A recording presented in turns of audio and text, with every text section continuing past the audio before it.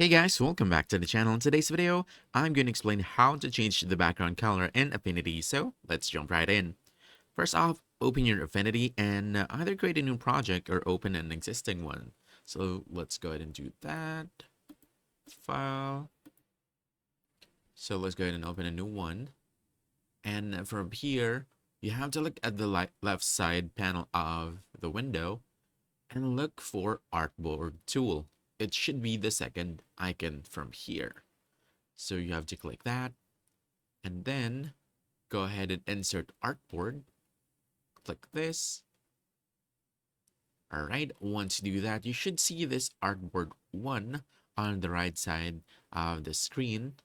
And then from here, you can already choose the color of the background. And that's it. Super simple. That's how you change the background color in Affinity Designer. So if you found this helpful, don't forget to hit that like button, subscribe for more quick guides, and I'll see you in the next one. Thanks.